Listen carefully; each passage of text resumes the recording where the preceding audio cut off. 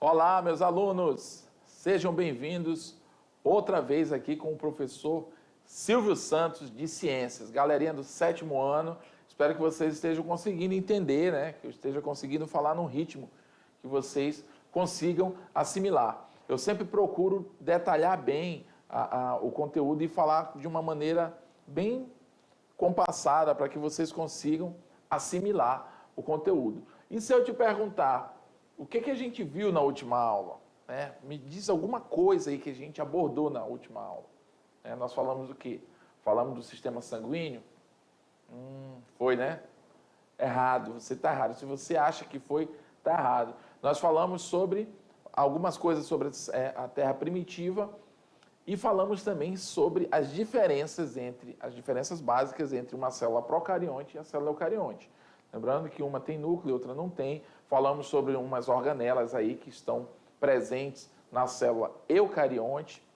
Falamos da importância entre outras organelas, mas eu dei um destaque ali para as mitocôndrias, que são ali onde as organelas onde são formada a energia, né? Onde a energia que a gente consome, que a gente produz, é formada. E essa energia é formada a partir daquele famoso açúcar que eu falei lá na primeira aula, né? A glicose, tá bom? Não esqueçam isso. Toda vez que você ingere um alimento, olha que interessante, toda vez que você ingere um alimento, ele vai para o seu estômago, né? Vai passar pela mastigação, que já é um processo digestivo, vai sofrer ação de algumas enzimas ainda na boca e vai para o seu estômago. O seu estômago vai começar a processar, né? De uma certa forma, ele vai emulsificar, ele vai amolecer essa comida. Ele vai transformar ela em uma massa, tá bom? E passa para o intestino. No intestino, esse bolo alimentar, né? Esse quilo que a gente chama, ele vai formar o quê? É onde são formadas as fezes. E durante o processo de digestão, que vai findar na formação das fezes, o nosso organismo, através da digestão, ele vai sugar desse alimento que a gente ingeriu todos os nutrientes. E esses nutrientes, quimicamente falando, eles vão ser quebrados até uma determinada molécula, tá? Chamada glicose. A glicose é o formato químico que nós conseguimos absorver. Ou seja, se não for no formato de glicose, o nosso corpo não consegue produzir energia. Então, a gente precisa quebrar esse alimento até na forma de glicose, para aí sim o nosso corpo poder utilizar. Tá bom? Para quê? Para a produção de energia que acontece lá nas mitocôndrias, que é aquela organela que eu falei, responsável pela respiração celular. Por que respiração celular? É porque lá é que há a produção dessa energia e a fabricação de toda a nossa vitalidade, né? Toda a fabricação da nossa energia para o nosso funcionamento, tá bom? Então é por isso que a glicose é tão importante, tá? E é assim que ela vai vir para o seu organismo, através do alimento que você ingere, tá? Então nós falamos sobre as organelas de uma forma geral, procariontes, células eucariontes. Nas eucariontes a gente abordou essas organelas, enfim. Isso foi na última aula. Eu gosto sempre de dar uma breve revisão do que a gente falou na última aula para que você consiga se situar no que a gente vai falar agora, tá bom? Joga aí na tela, vamos ver o que tem para hoje no nosso cardápio. Aula 3, professor Silvio Santos, primeiros seres vivos, Terra Primitiva 2, tá? Os primeiros seres vivos não foram os seres humanos, né? Tem gente que pensa que, os primeiros seres vivos, tem gente que pensa que já foi um ser humano que apareceu, a água começou a ferver, fumaçou e de repente pulou um ser humano lá de dentro. E não foi assim, pessoal. A vida começou de uma maneira bem primitiva e foi evoluindo, e até que nós chegamos aqui, tá? Então nós temos aí a Terra primitiva e o surgimento da vida. No caso da Terra primitiva, a gente vai ver coisas bem parecidas com o que a gente viu na última aula, tá? Com a questão do ambiente, né? Do metano, da amônia, enfim. A gente vai estar abordando coisas, né? Dando continuidade ao que a gente já viu. Bom, a Terra primitiva, como eu falei, ela é muito antiga.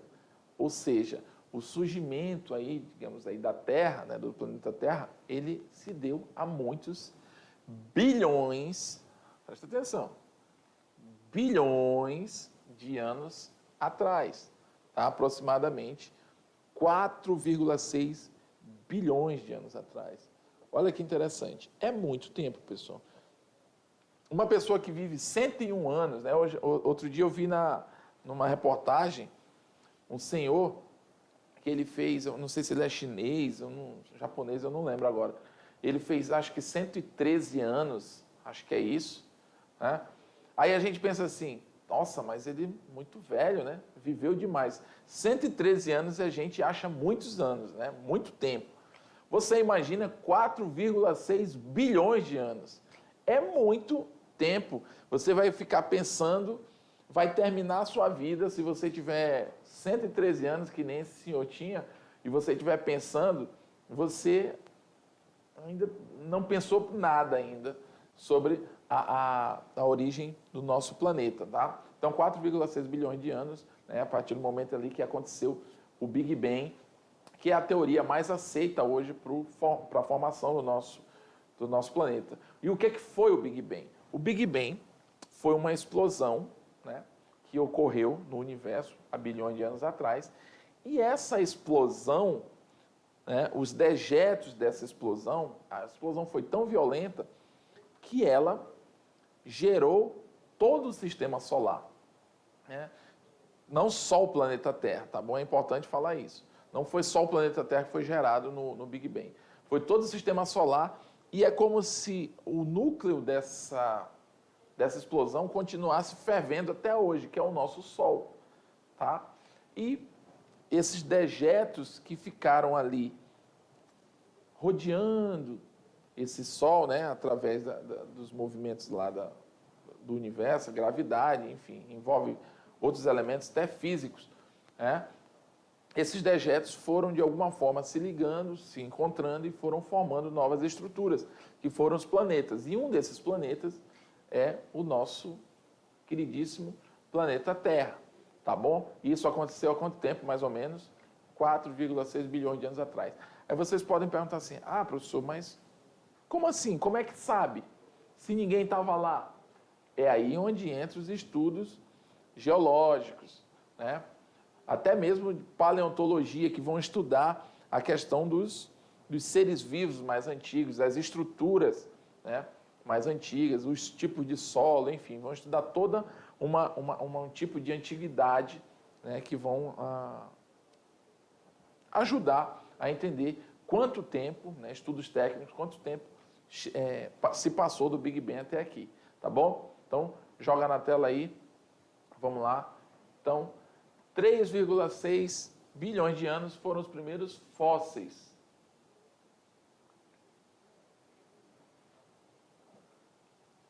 Vamos lá. Quando eu coloco aqui primeiros fósseis, tá? Eu quero dizer o quê? Que são os primeiros registros, né, de que se tem de vida no nosso planeta. Esses primeiros registros, eles fazem o quê? 3,5 bilhões de anos atrás, tá? Então, a Terra, né, o surgimento do universo foi de 4,6 bilhões de anos. E há 3 bilhões de anos atrás, 3,5 bilhões de anos atrás, é o máximo que se tem registro de vida. Ou seja, os fósseis encontrados, eles remetem no máximo a 3,6 bilhões de anos atrás, sugerindo, olha aí, sugerindo que as primeiras vidas tenham surgido dentro desse período, entendeu? É assim que se estuda na geologia, paleontologia, né? Esses fósseis vão ser encontrados e vão passar por estudos, por testes químicos, enfim. E esses testes vão dizer quanto tempo tem essas estruturas, né? Vão sugerir há quanto tempo aquela estrutura está ali, qual foi o período que ela viveu, desde quando ela está ali. E é assim que eles conseguem chegar num valor aproximado, né, da existência. No caso, ele acaba sendo uma referência de quanta quanto a vida, né, quanto tempo essa vida existiu, tá bom? Então, 3,5 bilhões de anos atrás. Então, o que que acontecia? No nosso planeta antigo, existiam vários ambientes, aliás, de uma forma geral, ele era um ambiente totalmente inóspito. O que que é inóspito, pessoal? É que não dá para morar, mesmo que existissem seres vivos, não ia ter onde ficar, né? E mesmo que se pensasse em vida, não seria possível nessa época. Por quê? Porque as temperaturas eram muito altas, tá bom? A atmosfera era muito tóxica e uma coisa também, a gravidade da Lua também influenciava muito na dinâmica da Terra, tá bom? Então, esses meteoros caíam, né, aqui na imagem, caíam constantemente no ambiente terrestre, fazendo com que esse planeta primitivo fosse totalmente instável. E de onde que eram esses meteoros? Era justamente esses dejetos do Big Bang que estavam pairando pelo universo e de repente entrava na órbita da Terra e caía. E esse período passou aí aproximadamente 20 milhões de anos, isso acontecendo o tempo todo no nosso organismo. Inclusive, acredita-se que foi assim que a água chegou no nosso universo, né? No nosso universo não, no nosso planeta.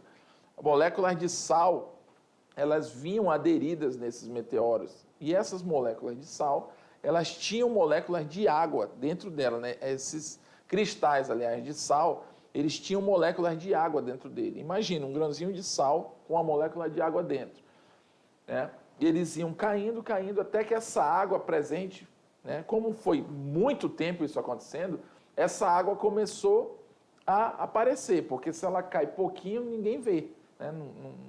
Não faz diferença.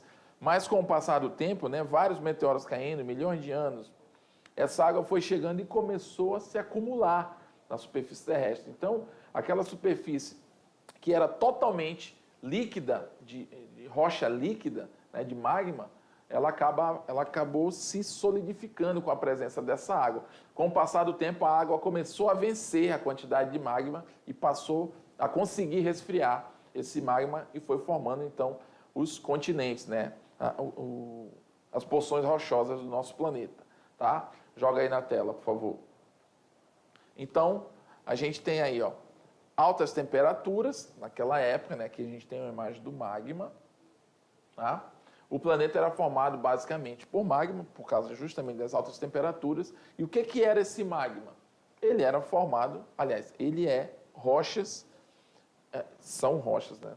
Em estado líquido, ou seja, é como se fosse, em outras palavras, é o solo de uma forma tão quente que ele não conseguia endurecer, né? Ele não tinha como endurecer, porque ele era muito quente, então ele era líquido, é como se fosse um mar de fogo, né?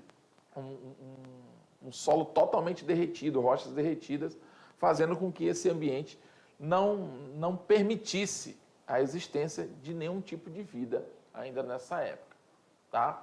Então, nós temos aí, para a formação dos oceanos, o que que aconteceu? Quando os oceanos se formaram, começaram a se formar, dessa forma que eu disse que a água chegou, né? Houve o quê? Resfriamento do magma. Aquele magma, o que era só rocha líquida, começou a ser resfriado, então ele começou a endurecer, né? Olha aí, ó, endurecimento da crosta terrestre foi acontecendo devido à formação dos oceanos, tá? Então, aquele magma começou a endurecer e começou, então, a formar a crosta terrestre. Isso tudo aconteceu por causa do acúmulo de água. Não só de água nos oceanos, mas começou, então, a se formar, a acumular água tanto na atmosfera quanto nos oceanos primitivos, né? Porque essa água evaporava, formando as nuvens, e aí essa água ia caindo, e aí ia endurecendo mais ainda a crosta terrestre, e isso continuando os meteoros caindo, trazendo mais água. Isso é uma dinâmica bem longa, tá? Isso foi ocasionando o quê? A diminuição da temperatura no planeta. E com o passar do tempo, de uma forma lenta, mas evolutiva, né? Aqui, positiva no sentido de evolução, todos esses fatores foram propiciando a formação da crosta, da crosta, né? Então, olha aí, a chegada da água no planeta, né, o acúmulo de água causando aí a formação dos oceanos, não só foi importante para a vida em si, como eu falei na última aula, né, que a vida surgiu no ambiente aquático, mas a água, ela participou aí, de fato, da formação mesmo física do nosso planeta, né? Mais uma importância da água para a existência da nossa vida. Então, nós temos a atmosfera primitiva. Esse slide aqui eu mostrei na última aula, né? Mas aqui ele também cabe muito bem. Né? Por quê? Por que a Terra primitiva era inóspita, quando eu falei? Porque ela tinha, principalmente por ela não possuir o oxigênio, né? Mas mesmo que possuísse oxigênio, dificilmente algum ser conseguiria viver, principalmente fora da água. Por quê? Porque amônia, metano, CO2, né? Vapor de água, tudo tornava muito sufocante a atmosfera. E o próprio ambiente aquático também era muito quente. Você imagina uma água numa época, né, em que a temperatura, né, era muito alta. Então, essa água acabava esquentando. Então, nada possibilitava a existência de vida, nada facilitava a existência de vida no nosso planeta, né? Então, surgimento dos coacervados, aquilo que eu já falei sobre os protótipos celulares, eles não eram seres vivos, eram um protótipo celular natural e foram os antecessores moleculares das primeiras formas de vida na Terra. Isso tudo no ambiente aquático, tá? Mesmo no ambiente quente, que era a Terra, né? Eles conseguiram inclusive até a própria temperatura pode ter contribuído para essas ligações químicas, entendeu? Porque tudo na natureza, ela segue uma determinada exigência, tá? Então, possa ser que a própria temperatura tenha ajudado para a ligação química entre os aminoácidos e as moléculas de água, né? E a própria atmosfera com seus gases, com seus elementos químicos suspensos, pode ter contribuído para a formação dessas moléculas chamadas coacervados, tá? Então, com o passar do tempo vieram quem? Os estromatólitos, que são os primeiros seres vivos. Essas formações rochosas aqui que vocês estão vendo são colônias de bactérias, tá? Que são os primeiros seres vivos. E vocês conseguem perceber que isso aqui é um oceano raso, né? Os oceanos primitivos, eles não eram tão profundos. Então, esses estromatólitos que surgiram na água, eles eram o quê? Fotossintetizantes. Olha isso aí como é interessante. Se eles são fotossintetizantes, eles produzem o quê? Oxigênio. Então, a partir dessa ação promovida por esses seres procariontes, tá? O fato deles realizarem a fotossíntese gerou CO2 na atmosfera. E essa geração de oxigênio foi se acumulando, foi acontecendo durante milhares de anos e foi enchendo o planeta de oxigênio, possibilitando assim a formação, né, a vida de outros tipos de seres vivos com o passar do tempo. Tá bom? Então, lembrando que os estromatólitos são bactérias. E com o passar do tempo, então, a gente teve aí a formação dos primeiros seres mais, digamos assim, evoluídos, né? Que são seres muito simples, tá bom? Mas que já eram mais evoluídos do que os procariontes. Então, os primeiros animais aí invertebrados, tá? No caso aí, a formação esponjas do mar, há 650 milhões de anos atrás, né? Os poríferos, tá? E os agnatos, primeiros animais vertebrados, há cerca de 520 milhões de anos atrás. Então, dentro dessa dinâmica, você ficou sabendo nessa aula sobre a questão da formação da Terra, né, da formação do espaço terrestre, sobre a questão das condições naquela época, na Terra primitiva, né, sobre a chegada da água, as temperaturas do nosso planeta, a formação da crosta e tudo isso que está envolvido dentro dessa questão. Tá bom, pessoal? Se você não entendeu, vê a aula de novo, vamos para a nossa atividade, tem atividade sobre esse assunto e vamos também para a próxima aula porque tem muito mais coisa por aí. Vai lá.